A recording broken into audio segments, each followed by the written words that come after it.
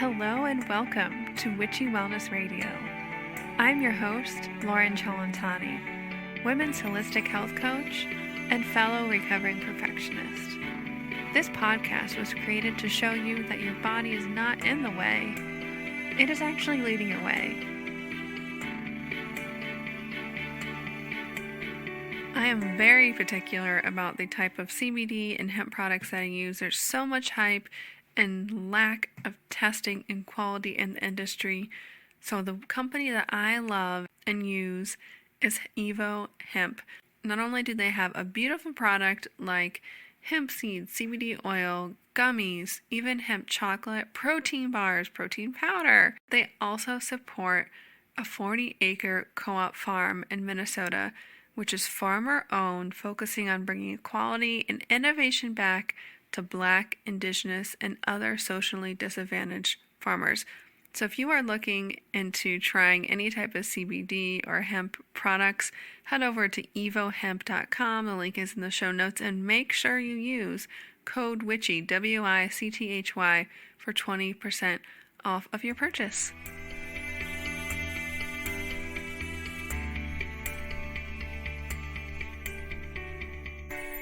Hello, everybody, and welcome back to Witchy Wellness Radio. This is a show you learn how your body and emotions are not in the way, but they are actually leading the way. And today we have Tselebidis, which I said it right, I think, and we're here to talk about mindful decluttering, home organization, and Konmari Method. Lisa is a professional organizer and Konmari certified consultant who guides women from overwhelmed and stressed out to organized and thriving. She approaches tidying in a holistic way and emphasizes the multitude of benefits of clutter-free living has, such as improved mental health, financial benefits, better time management, and so much more. With over 1,000 coaching hours of experience, Lisa has worked with clients ranging from top executives and entrepreneurs to influencers, artists, and stay-at-home moms. Applying her signature 5S framework, Lisa enables her clients to free their homes and minds from any baggage that is holding them back. Welcome to the show, Lisa. Hi, Lauren. I am so grateful to be here. Me too. We haven't had any home organization or mindful decluttering experts on here. It's something that I love, and I feel so much better when my home, my closet, my life feels mindfully organized. And really, the less I have, the more that I feel that I can live and be my best self. So I knew that you would be completely aligned, and I'm sure the listeners will love you as well. But I wanted to jump in hearing how you got into this work. I don't know if there was a need for decluttering in your life and how you came across this, but I love to hear people's hero's journey and how you got into doing this beautiful work. Yeah, absolutely. So I'm trying to make it short, but I know a lot of people say, this changed my life. I mean, it has changed my life, and I'll get to that, but I've always been a pretty organized and I would say even like minimalist person. I never liked having a lot of stuff. But how I got into that. So I'm sure most of your listeners are probably familiar with Marie Kondo. I mean, she's a household name at this point, I think. And when her first book came out, The Life-Changing Magic of Tidying Up, people were talking about it. I checked it out of the library and I started reading it, and I was fascinated by it that she was writing about such a topic. At this point, I didn't even know that professional home organizers existed. And she was talking about this, and I was like, yeah, this is totally aligned with, what I'm preaching to my husband. And we read this book together. So that's a little funny story. But we read it together, like one chapter at night. And my hope was that he would realize that he has too much stuff, right? And I think we didn't even finish the book, and I kind of forgot about it. But this was kind of my first introduction to her and her method. And then a couple years later, maybe like 1 or 2 years later, so I was working in my job at that time. And I quit my job because I was, I don't know, unfulfilled. I was looking for something different, and I allowed myself some time off. So I was like, you know what? Let me just take some months off and figure out what I want. And I was listening to a podcast interview. So I don't know if you're familiar with Tim Ferriss, but he interviewed Marie Kondo. And it kind of made me look into her again. I went on her website, and she wasn't as big as she is now, with all her followers and her Netflix show and all of that. That was before that. And I found out that she is training people in her method. And at that time, there were, I think, worldwide 17 people certified in her method. But something just clicked, and I was like, this is something I can do. I am naturally organized. I'm good at guiding and teaching people. And this is just really aligned. I would not want to, I do this sometimes. Don't get me wrong, I like to make a space pretty and aesthetically pleasing, but for me, it makes more sense to kind of teach people how they can maintain an organized home and to really show them how life-changing it can be. So I immediately signed up for her program, which was, a bunch of different things. And it took me 6 months to get certified. And yeah, I started my business, and here we are today. Beautiful. For those of us listening that might not be familiar with the Konmari Method, could you give us kind of a rundown of what that means and maybe why it's different than a lot of other decluttering organization methods? Yeah, so I always like to kind of compare what traditional professional organizing means. And in most cases, and I'm not saying, I don't want to give a blanket statement, every organizer works this way, but that's from my experience how a traditional professional organizer works is they usually go in to a client's home and organize for them. So there's not as much of an emphasis on decluttering first, but more about making a space pretty. And it's also by location. So you would hire a traditional professional organizer to organize your pantry or organize a specific room in your home. And the Konmari Method is a little bit different in the way that it's really a whole home approach. So the ideal is that you touch each and every item in your home and make a decision about it. So it's a whole home approach, and it's by category. So we look at, and not by location, right? So we look at all of your clothes, ideally, at once, so that you can make an informed decision about what to keep and what not to keep. And this is what I think, I'm biased, of course, but I think this is the most effective way of how to go about decluttering. And the idea is that you do a tidying festival. That's what we kind of call it, meaning doing this whole home, touching each and every item once in your lifetime, and then you're kind of equipped to maintain it with those maintenance principles that I teach my clients forever. And you don't have to do this whole festival again. And there are a couple of core principles that the method has, and maybe let me run through that, and then people should be able to understand what the method is all about. So the first principle is to envision your ideal lifestyle. So the method is not just like an organizing, decluttering method. It really is much deeper. And we want people to kind of understand, it's not just about that, but it's more about creating a clean slate for you to be able to live your envisioned life. So the first thing we do is envision your ideal life.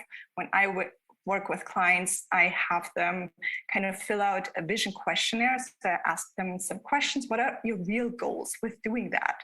It's never really about making your space more aesthetically pleasing. Of course, that can be part of it, but it's why? Why, right? Because maybe people want to spend more time with their kids or more time doing the things they're really passionate about. And at the time, they don't feel like they can because their home is cluttered and they, don't see out of it.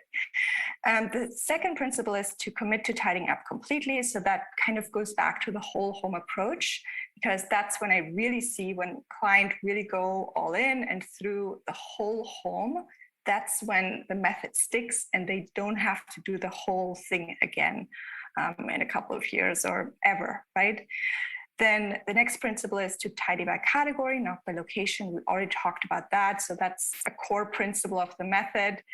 And then there's also the next principle is to follow the correct category order. So let me walk you through it's like 5 main categories and why you should follow this order. So the first category is clothing. We also include clothing accessories in that, like shoes and handbags and stuff like that.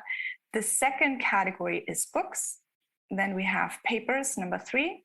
Number 4 is kimono. So that's the Japanese term for miscellaneous items. And again, that's a very broad category. So I break it down with my clients and into, let's say, kitchen, stuff like that. And then the last category is Memento, sentimental items. And the idea is that you start with like an easier category and work your way up to what people have most difficulty with making decisions on are usually sentimental items. So clothing is it's close to your body. You are used to making a decision about clothing every single day, unless you decide to stay in bed all day, which is totally fine as well. But usually we make a decision about what we wear every single day. So it's like we're used to making this, to kind of make a decision about clothing. So I'm not saying it's the easiest category for everyone, but it kind of makes sense to start with clothing, and then it gets a little bit more difficult. A lot of people have trouble with papers and stuff like that. And kimono is just such a vast category where people need a lot of help with kind of breaking down how we do that. So that's the idea behind it. Start with something easy so you don't get discouraged, and then you are equipped to tackle mementos in the end. The next principle is that the first step should always be decluttering, or what I call joy checking, meaning making decisions about, so let's say you have your pile of clothes in front of you. I want you to work on decluttering first and not worrying about, how am I going to organize this later? So first step is decluttering, and the second step should be organizing. Because I always say it's like wasted brain space, brain energy, if you think about what to organize, if you don't even know how much stuff you're left with. And the last principle is to only keep what sparks joy. So this is kind of the main deciding principle that I teach my clients to make a decision based off on. And sometimes people have trouble with that. So I have kind of like what I call helper questions that I like to ask when I'm with a person, in person. So we really get to what really does spark joy for you. And we also always go back to the vision, because that really helps when I ask people, well, would this fit into your vision of your ideal life? And that's when things usually click. So yes, so that's kind of the core principles of the method. And I hope that helps people understand what it is. And it's also, which is not, so there's also big importance on being mindful and expressing gratitude. So that's an aspect where, for example, especially when people let things go, I encourage them to say thank you to those items. You can think it, you can say it out loud. And to some people, it's quirky, because in this country, we're not used to this. The method, Marie Kondo is from Japan. She has a Zen Buddhism background. So that's a little bit different, and that's kind of infused in the method. But it's something that I encourage people to do, and being grateful for the items that protect you and that, make it, your items really allow you to live your life, right? Your items do represent you in a way. So being grateful for things that have allowed you to live your life, I think is important. Wow. Yeah. So beautifully well said. For me, I sum it up as, does this spark joy? It's kind of the catchphrase that I've heard over the years about the Yeah. Marie Kondo's method. And I was telling you off air, I just recently moved for the second time in a few months. And each time I've gone through with that vision in mind with my clothes, more specifically, does this spark joy? Is this the vision that I hold for myself? And letting go of the logical part of, well, I should keep this for that. And I'm recording in the closet, and I'm so happy looking at all my clothes Awesome. laid out. You can see all of them here to my right. But that's just one area of how this can ripple effect into your life. And I love your kind of mission statement of helping high achieving women go from overwhelmed to organized so they can thrive in a stress-free space. And you kind of started to touch on this with the core principles of having that vision, right? That's that core principle of, where we want to go, who we want to be. Could you talk to us more about how this mindful decluttering and organization can really help jumpstart you to where you want to be? Have you taken the anxious personality quiz yet? Real talk. Not all anxiety is created equal, nor can you manifest the same way with it. Yes, that's true. You can manifest with your anxiety. I created this quiz so you can figure out how your anxiety manifests in your life, your emotions, your thoughts, and your actions. And when we have more insight into what are triggers and how to catch them faster, we're able to make lasting change and amplify what we want to manifest in our life. You can find out your anxious personality type at anxiousquiz.com. Learn to embrace and manifest with your anxiety today. Yeah, absolutely. So I always say tidying can have a positive ripple effect on your entire life, really. And as I said before, it's not just about making a space aesthetically pleasing, and that might be, some people might come to me with that, but once we start and once they see the impact a clutter-free space can have on their entire life, really, that's when it clicks, right? And I always say it's about crafting or setting the stage for living your envisioned life. Because when you free yourself from any baggage or distractions, and that's what clutter really is. Clutter is something that you're not happy about. Otherwise, it would be a beloved item, something that sparks joy. So clutter is really something that shouldn't be there. And it's just a distraction from you pursuing whatever you want in your life. So when you free yourself from that anything that doesn't bring joy, holds you back from moving forward, or keeps you stuck in the past, it unlocks something. It frees your mind. It really creates space, not just physically, but also in your mind, right? Oftentimes people after first session, they say, I feel so much lighter.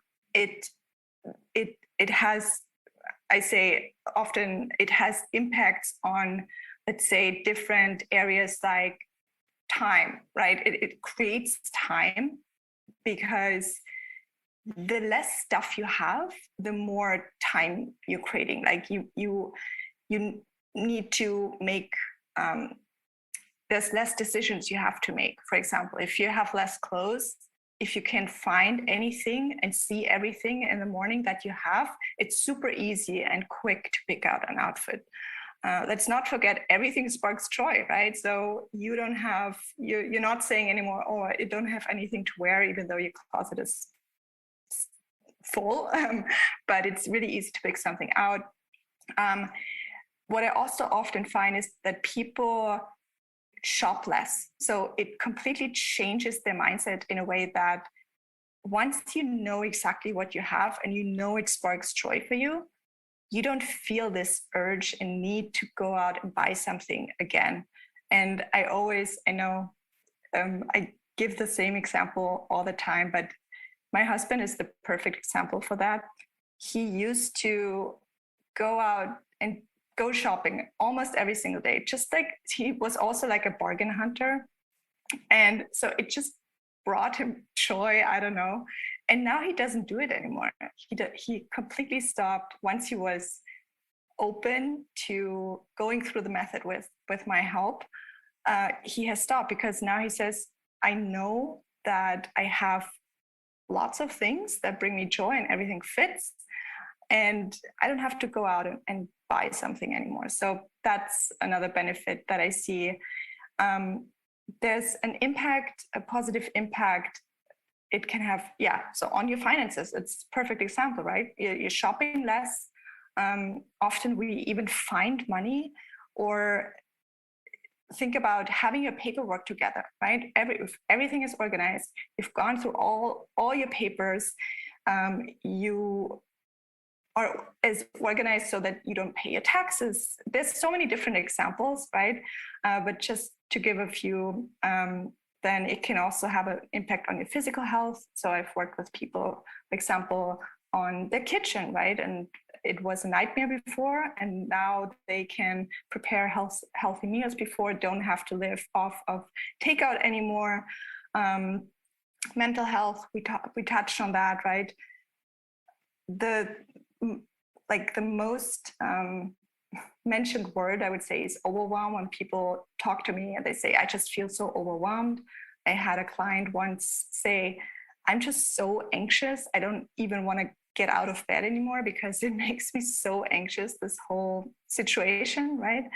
So yeah, just a couple of areas, life areas that are really can be impacted by decluttering your space.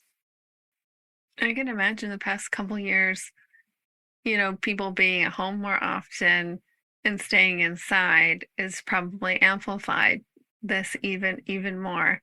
I just moved cross country, and I was just thinking it was really freeing letting go of pretty much everything and driving down here and starting from scratch again. It has, I know that feeling because it's like, wow, I really don't need all of this stuff that was just clutter and just weighing me down. Have you seen a difference the past couple of years, post COVID with I guess the urgency? I would think that it's probably in a sad way good for business for you in a way.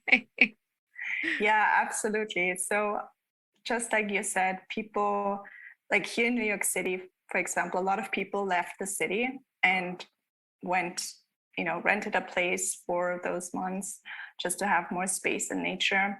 And then they would come back into the city and realize, yeah, this is making me anxious. I have lived months without my stuff, and now I realize I need to change something, and I don't need all of this anymore. Another aspect or another thing was like the working from home thing, right? So more and more people, well, everybody really had to work from home, right? So they needed to create those spaces, declutter, so that they were able to productively work from home. Because all of a sudden we had to spend all this time at home within those four corners or walls, whatever you want to call it. And people were overwhelmed because they were not used to that. And creating this space where they could productively function in a work setting, but also they needed to be able to live there as well, and kind of separate work and personal life was important, because that's how we needed to survive in a way. And it hasn't really gone away. I mean, a lot of people still work from home, right? So there's really this need of making your space function as best as possible. And reducing clutter really helps with that. Oh yeah, total shift from working from home, and on top of all of that, I know I definitely manifested that now. My job is completely work from home. So it was a transition. And for a lot of people it didn't work out. That either the clutter or just personality. And a lot of shifts had to be made worldwide. So I know you're in New York City, but you also work virtually as well. If people are interested in learning more, how they can work with you, what kind of packages or services can can they get a hold and work with you on? Yeah, absolutely. So I offer my Tidy Strategy VIP day. And this is where I help people basically plan out their whole entire tidying festival. Because one of the questions I get asked the most is, how do I start or how do I get this done? I'm so overwhelmed.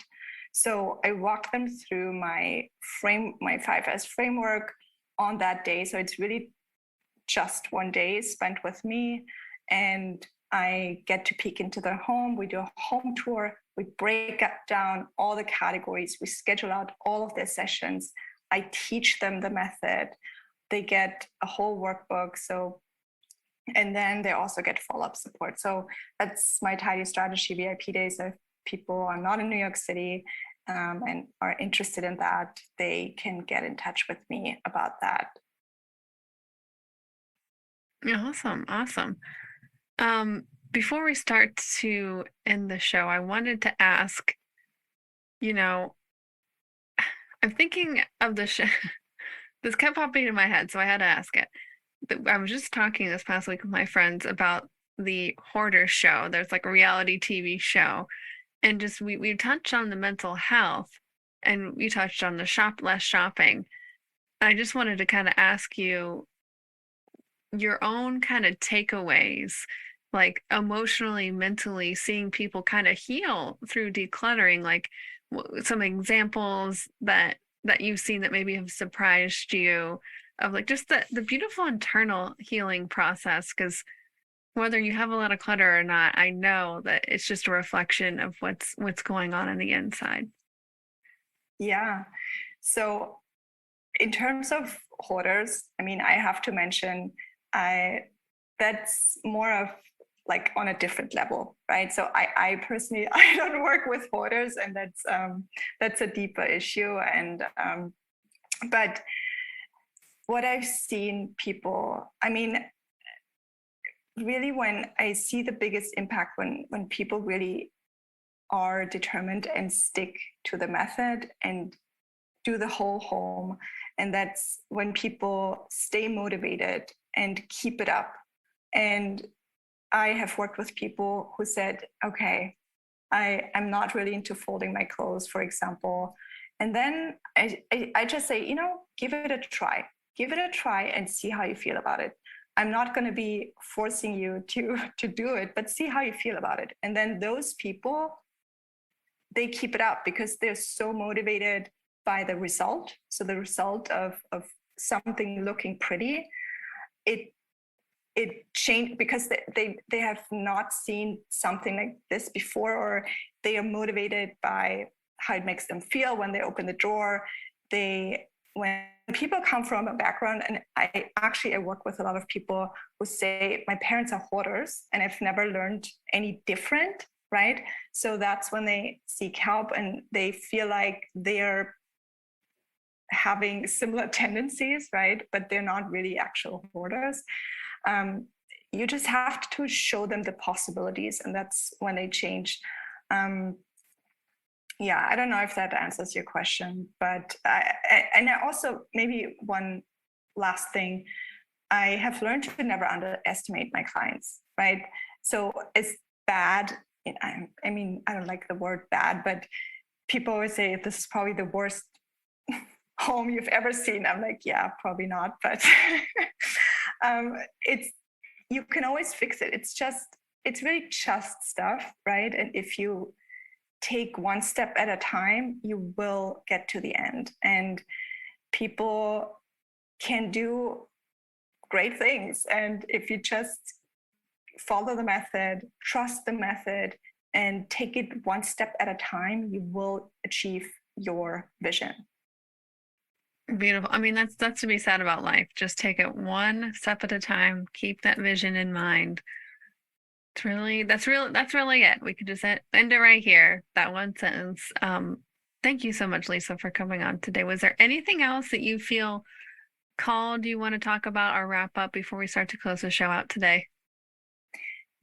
Yeah, so if people are interested in decluttering their space or feel like they need a shift in their life, or even if it's, I work with people who are pretty minimalist, even, right? But they feel like they need to refresh their space, something feels off. You can still benefit from going through all your things and kind of look at things from the angle of joy. So if people are interested in learning more about the method or receiving a tidy category checklist, they can download that on my website or on my Instagram. And I would encourage them to just pick one subcategory. So there's like multiple pages of, different like clothing subcategories and all the different categories that we talked about. Pick one and go through it.